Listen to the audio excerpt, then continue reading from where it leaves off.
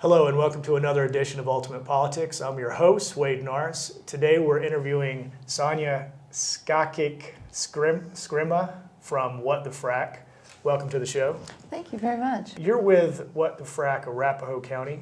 That's correct. Just tell us what is that about? Well, we formed almost exactly a year ago when we found out that the State Land Board was intending to put a large number of wells at the former Lowry bombing range. And that seemed like a bad combination to us. The reason it's a game changer is that it has a tremendously larger environmental impact and also a social impact because they're doing it now right in residential areas, you know, next to schools and so on. Whereas before it was out, you know, somewhere on the western slope, now it's right coming into towns. If I'm the oil company, and I come to and drill 350 or 300 feet from your yard, that can have impact on your mortgage and your ability to appraise appropriately and to get, you know, the same insurance, or you want to get another loan. Property values go down about 20% when they do active drilling, but you know, if you're trying to sell your house, that's your problem. In 2005, Congress agreed to an exemption based on some inappropriate presentations by the EPA, which then a Denver EPA guy blew the whistle on, Wes Wilson. Right. Yeah. But because of those exemptions, it's called the Halliburton loophole. You know, all of this is occurring without the oversight of a central agency like EPA, who would normally be doing, you know, monitoring, air monitoring, and testing water and so on all along, because of that loophole that hasn't been occurring. Because it was so mild this winter all across the United States, natural gas prices have fallen to like rock bottom prices. Yet they're still pushing fracking. It's like they're pushing it when the market is not requiring any more drilling. My speculation is that they're pushing it now before more evidence emerges of harm. That's how it's being sold to our elected officials and you know, our legislators, that this is jobs and money, and you know, clink, clink, clink. But there's no actual figures that are being put on the table.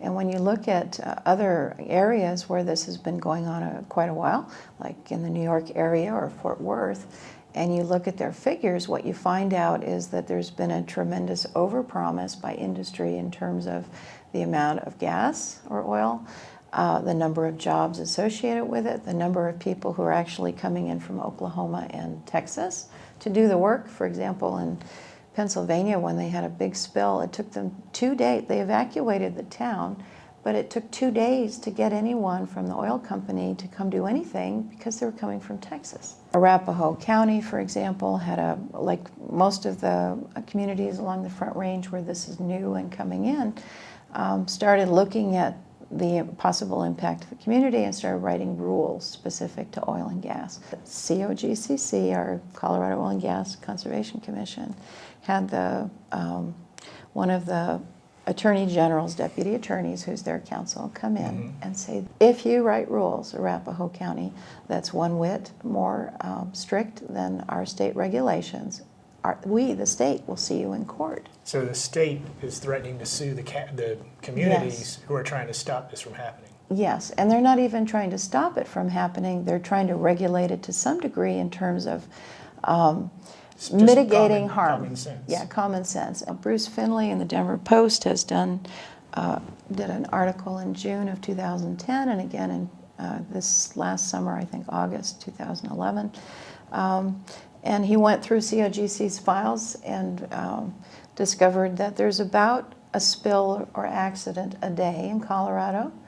And in a 30-month period, there were there were more than 1,000 spills, and 1/3 of them impacted ground or surface water, 1/3.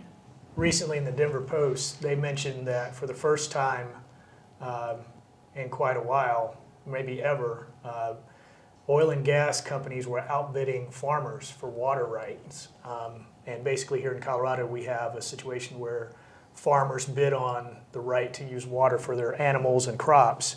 And now, because fracking uses so much water, they're willing to outbid farmers and thus deprive farmers from the water they need just to plant their crops and raise their livestock.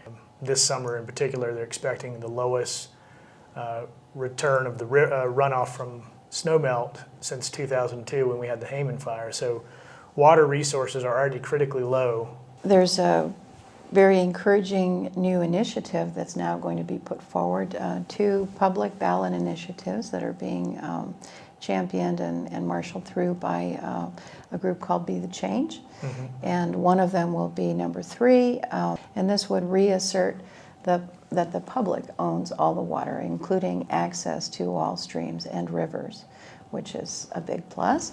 And then number 45, which states that any use of Colorado's water which irredeemably contaminates it cannot be considered a beneficial use.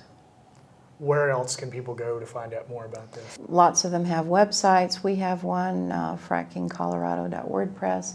There's an independent, good website in Denver that's anonymous called What the Frack that we're not affiliated with. There's another one that's has great organization for the whole state called Save Colorado from Fracking. Mm-hmm. And if you look at those websites periodically, it'll give you updates and alerts. There's a new Denver group that's formed and has organized the Earth Day rally on the steps of the Capitol between 1 and 3 this Sunday. And there'll be lots of speakers. April 22nd. Yeah, lots of groups with information, and come by and pick some up and find out more about it. This has been Ultimate in Politics with your host Wade Norris and Sonia Skakich Skirma. We'll see you next time. Thanks. Thank you. Thank you.